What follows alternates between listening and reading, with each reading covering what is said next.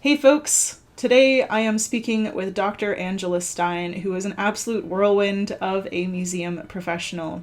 She has written a book called Mummified that explores the ethics of displaying human remains in museum settings, and she is also the curator of the Lyme Museum, a museum that seeks to share the lived experiences of those who live with chronic illnesses and disabilities through material culture and storytelling.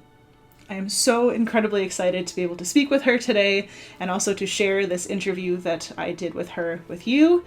And I hope that you engage with the Lyme Museum. It is an online exhibition, as well as with Angela, because I have included a whole bunch of links in the description. So please go check those out and also give her some love in the comments. Without further ado, though, here she is. So my name is Angela and I'm a Parisian French researcher. My work is as a practice-based museum researcher, which is a really nice title that basically says that I don't just do research on how to change museums, how to make museums more accessible, but I also practice it. And one of the way that I practice it is by creating the Lyme Museum. Well, thank you for coming onto the channel today and chatting with me. I'm really excited about chatting with you. I'm also really excited to be chatting you specifically with the Lyme Museum because you have so many projects and things, all of which will be, of course, linked in the description. So definitely go and check out everything that Angela does because she's really, really cool.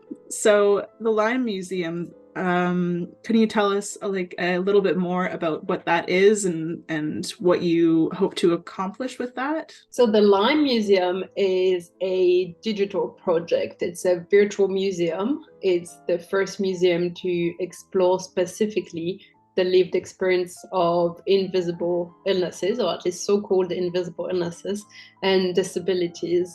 And the idea of the museum is really to create a platform for people to share their stories and to share their lived experience, but it's also a model, a practice, in practice very much, on how we can challenge museums and how we can challenge the representation of the chronically ill and disabled in museums with hopefully rippling effect into society. You have this online project, and is it something that you work on by yourself or do you take in other people's stories? There are projects that I do myself, and yet they're never solo projects because what I really care about is community making. So it's both giving a voice to people that don't have a voice usually, whether that's working with refugees, whether that's working with the larger public on ethics questions, or here working with chronically ill and disabled people. It's always about giving a voice, which makes it very much a community project. I run the entire project, as in everything. If you get in touch through the website, through our email, through social media, you'll always talk to me. And for me, that's important because there's a lot of sort of privacy and vulnerability that comes into sharing your story, but it's also a community project. So the Lyme Museum wouldn't be 3+ years old if it wasn't for the amazing community that we have on social media, especially, that has been rooting for the project, sharing our stories. And there's no successful project that's done alone. It sounds absolutely fascinating, and I have had a chance to go through the digital project online, and it was really impactful to see all of these stories. I especially really liked the flat lays that show the different items. I believe, was that a part of the specific exhibit that was created, the Materiality of Invisibility? What I wanted to do with the Lyme Museum was to explore how we could engage people in storytelling and in telling stories that are very difficult in a completely different way than what we usually have. So a lot of the conversation and a lot of the platforms on invisible illnesses and disabilities, they really have a lot of written words and a lot of sharing, and a lot of it coming from a background of being an ethics researcher. I'm always concerned that a lot of that can be re-traumatizing. And it's something that we've seen when we do decolonial work in museums, for example, that a lot of the time we want those stories because they're impactful, but we don't really have the resources to make sure that they are not re-traumatizing people. And a lot of the details are very personal when it comes to something that is medical. So Of I wanted course, to yeah. think of a way to this kind of storytelling that would be impactful, but that also would be a different mode. And they really, the idea is very much coming from personal experience, because I found myself through years of, personal experience with chronic illness and disability, always sort of arranging objects into flat lays. When I go and pack for a weekend, I would do that. And so I sort of took a picture one day of just me putting objects together, because I was thinking, in my head, I was very much thinking there are all these objects that gravitate around me. It's the hot water bottle that I talk about so much, it's the heat patch, it's the medicine, but it's also the notebook for journaling, so that, I get out of my own head, and so I can, express my experience in a way. I took this picture, and then when the Lyme Museum was born, and when sort of the pandemic happened, and all of a sudden we were very much aware of the objects that surround us, because we're all indoors. The idea came about to just say, well, actually, I have this experience with objects. I can't be the only one. I see people sort of be like, I'm on my sofa with my hot water bottle, and they live on the other side of the world. They have the same kind of objects. So what I created was very much a visual storytelling. So we always think about, often about storytelling as written words. And I wanted something that was visual, but also because it's easy, because it doesn't ask a lot from people. And a lot of projects ask people to give a lot of themselves, of their experiences.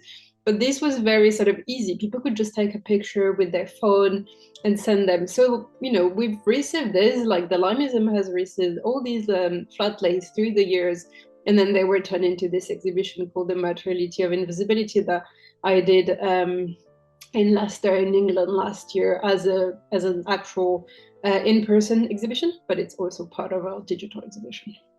I absolutely loved this because I'm very much a material culture girl, if you will. And I am always really interested in artifacts. I have a background, of course, in collections management.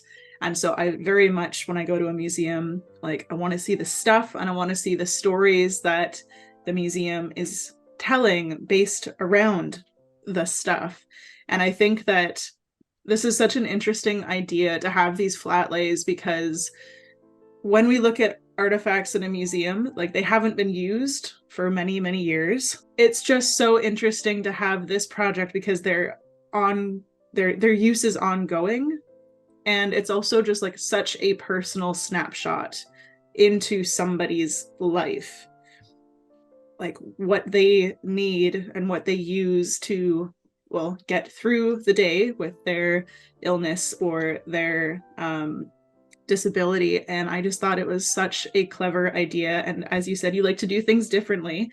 And this is a very different way of looking at museum collections and the things that we put on display. And I thought it was a really brilliant idea, extremely impactful. And Flat it's very lays. much a growing collection. So if anyone wants to, share their flat lays, if they find that it's a way that helps them to sort of, conceptualize their own experience, and if they want to be part of the museum, which is not something that, museums do a lot, this ability to be part of a collection story. I keep collecting flat lays. I will always add them to the website. Having worked in medical collections, I have always had this sort of, views that we look for the extraordinary. We look for the objects that, that have changed medicine. And our lived experiences as, chronically ill, disabled people, the stuff that we use most of the time, they're not extraordinary. They're It's like objects. everyday Precisely. I mean, the reason objects. I'm so passionate about hot water bottles is not something I thought I would say one day, but it's because the technology of it hasn't changed for ages. It's not, Mm-hmm. it's hot water and plastic. That's it. And then you can have a cute sort of duvet cover for it. But really, the technology is not outstanding. You wouldn't do an exhibition about it, which is why I did an exhibition about it. I put a hot water bottle on display in that exhibition because I was like, this is our star object, because it shows up in so many of the flat lays, and then you connect them when we have them on a wall, and you're like, this is shared experience, and shared experience isn't through the extraordinary, it's through the everyday experiences, it's through the everyday object. And because museums are, like, things are changing, but for so long they have been obsessed with the extraordinary, even in terms of like the health conditions they would represent. It would always be the thing you can see, it would always be the extraordinary, the different, the unusual, as defined by the museum, by the way. What is normal and not normal is very much defined by the museum. And that's why chronic illness is not making it to the museum, because if you see me in the street, you would never think I have a chronic illness, based on the idea of normativity that has been built by the museum. So we were like, we're going to change that, and we're just going to glorify the hot water bottle, because let's be honest, it's such a savior. Well, I think that's something also I want to kind of circle back around to is museums are, in my opinion, meant to be sources of community. They're meant to draw people there who are looking to either learn something new, learn more about their own history, or it doesn't have to be about history either. It is very much a community-based organization, and I think that sometimes museums forget that, especially like when you're a very large institution. And so to have these like very small grassroots institutions like the Lyme Museum that has, as you've said, created such a large community of people who are looking to share their experiences with people who might not be familiar with those kind of walks of life is, I just think, so important and interesting as well. And to be able to do it over a digital medium too, I can only imagine that that has its own pros and cons, because of course, as you've said, you can get people from all around the world involved, but then it's not the same as having, people come to a physical location and attend a lecture or an event or something. I think it's interesting to do a digital project, in the sense that while already the concept of the museum was challenging, the museum as an institution, having a digital in a world that is so digital is actually still very unusual. And it's still, you still get comments that are like, so you just have a blog. And it's very interesting, because the impact it has had, it would not have been possible had it been a physical location. Yeah. Because of the pandemic and the context that it wasn't. But also it's exciting, because the possibilities are endless. And we did an exhibition in Leicester.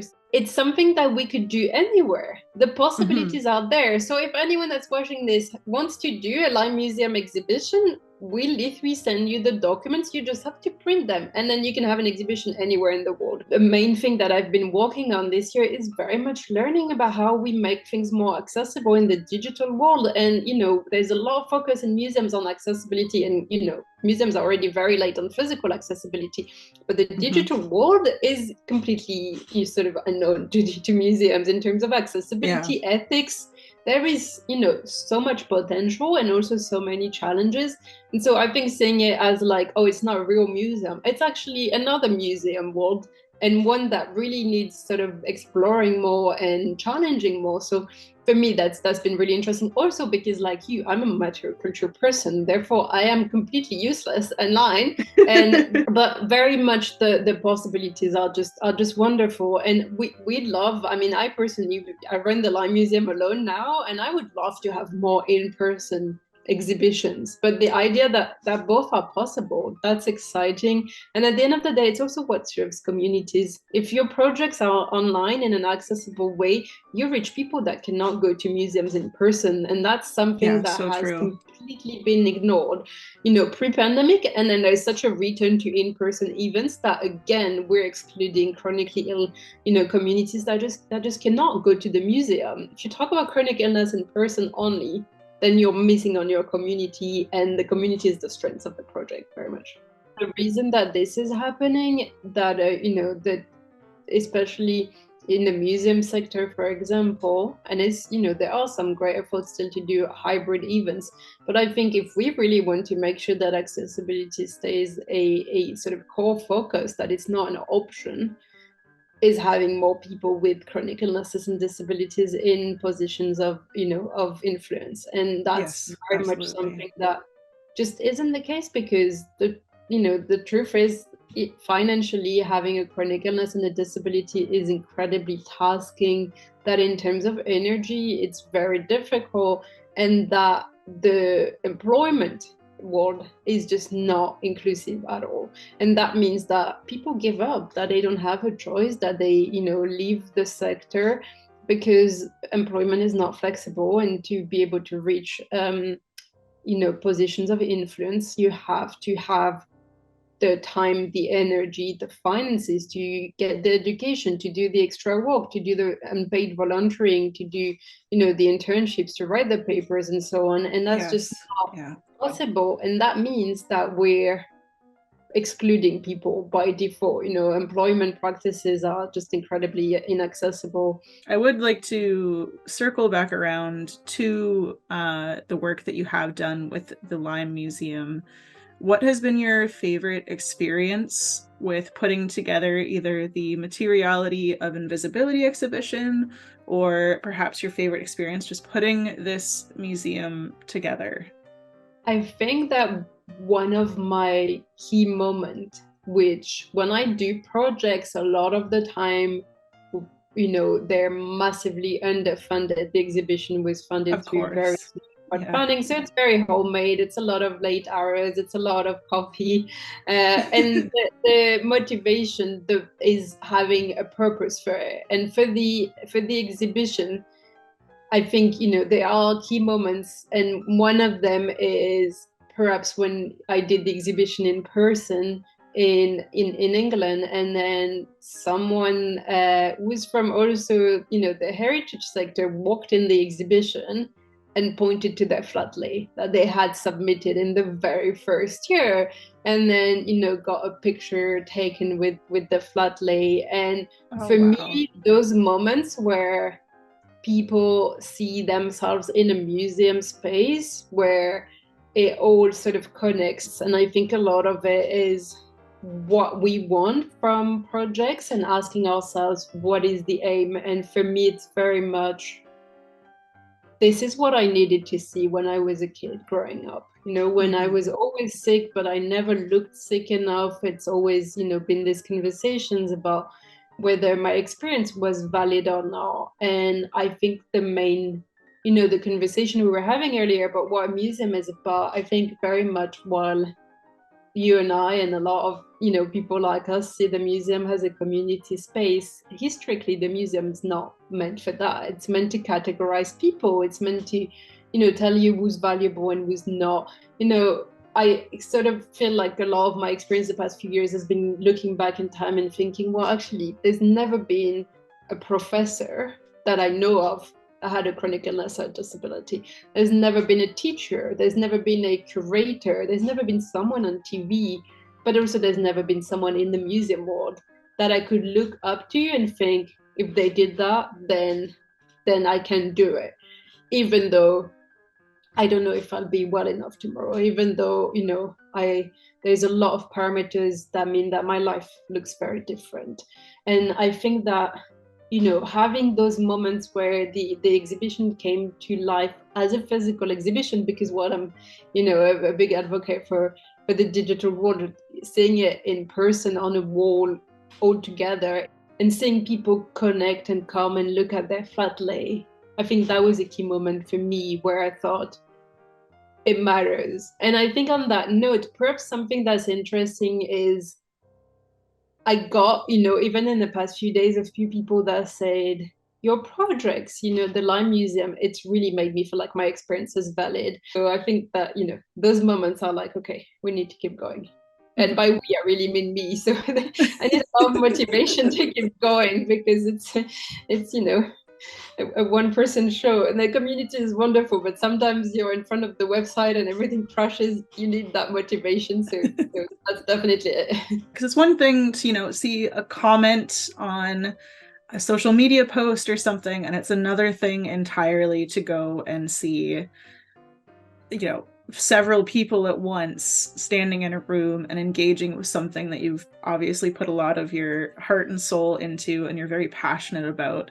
So I can totally, like, again, we're both very big advocates for online accessibility, but there is something that's very impactful and personal to seeing a project come into kind of physicality, into physical being. But with all of that being said, what are your like hopes for what people take away from whether they engage with this material in person or whether they engage with it online? What do you hope people take away from this project?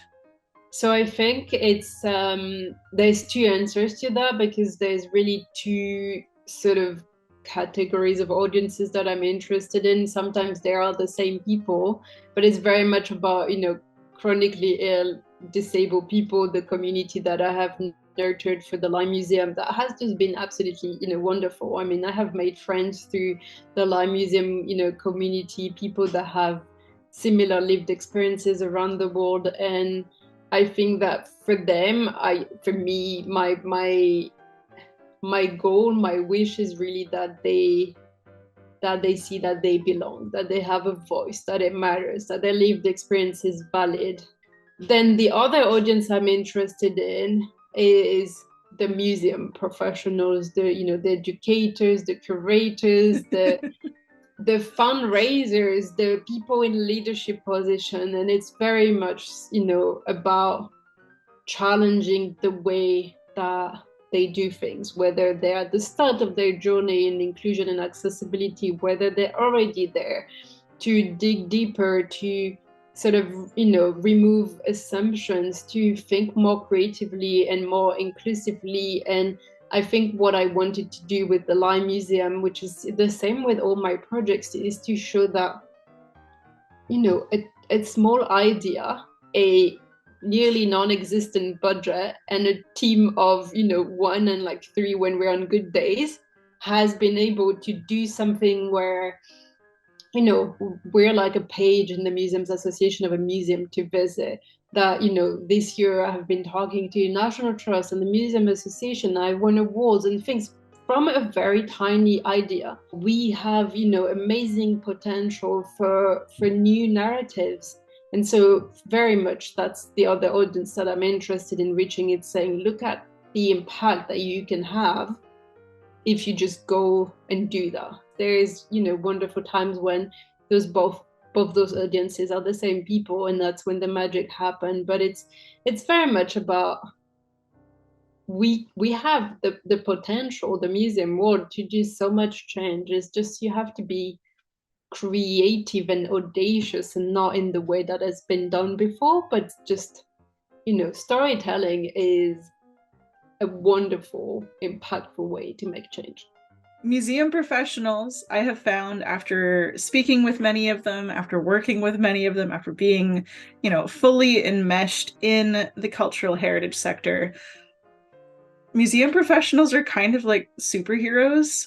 I have seen some amazing things come from tiny, tiny budgets, from small teams of very passionate people. And I really, really am hopeful for the future of museums, because there's so many very creative, as you said, and just very audacious. I like that you use that word. Very audacious professionals who are kind of challenging the status quo.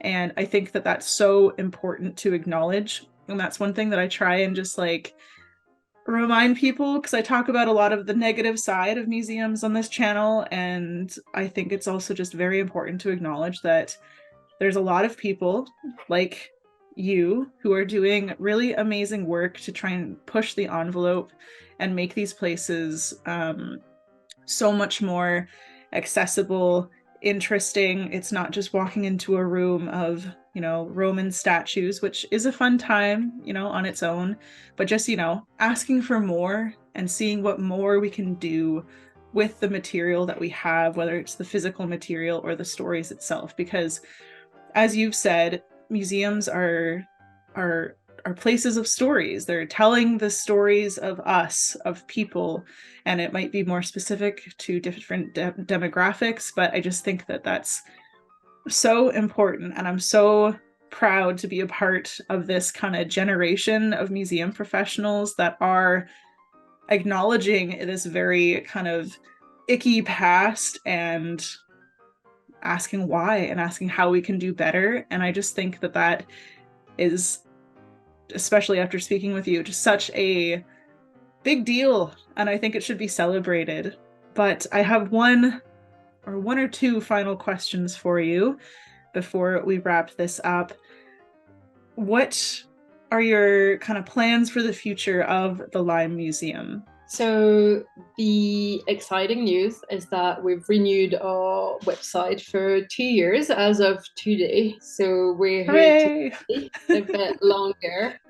The plan for the future is very much to figure out ways to take the Lyme Museum to other places, and not just to museums, but I'm very keen to take it to hospitals and to, community spaces, and to run more storytelling workshops. So there's just going to be, another couple exciting years of exploring what's coming. If somebody wanted to get a hold of you to potentially house the materiality of invisibility, or if they wanted to reach out and support your work, how can they do that? So there are many ways to get involved in the project. In the New Year's, I think I'm going to get more, volunteers on board, because I had such a lovely experience with my volunteer Evie, who is in South France. So that would be one way to be involved. But otherwise, I think what a community project needs, and it's not just mine, it's so many small projects, it's support from institutions that have the resources. And, it circles back to the conversation we had earlier about the fact that often it's chronically ill, disabled people that do the work. I think the Lyme Museum, like many projects, needs support from institutions, museums that want to do, virtual workshop or in-person, hospitals, institutions. The good news is I'm very easy to get a hold of because I'm all over the internet, so you can get in touch. The Lyme Museum's on Twitter, formerly Twitter. It's on Instagram. I have, my email is linked everywhere. We'll put a link to this video to contact. Excellent. Well, thank you so much for hopping on this call with me and chatting with me about the Lyme Museum and your various other projects. I will make sure that there are lots of links so you can explore the Lyme Museum itself, or if you want to get involved, that will all be readily available in the description of the video. But again, thank you so much. I am really, really honored to be able to speak with you after seeing so much of your work online. And thank you for being such a great supporter. It's really, it's what keeps the projects going. So that means a lot. I have included a number of links in the description, including a link to the Lyme Museum itself. You can also find Angela's social media down there if you want to consider either hosting the Materiality of Invisibility or to submit your flat lay and share your story. Thank you for watching to the end, and wherever you are, I hope you have a wonderful day, and I will see you next time.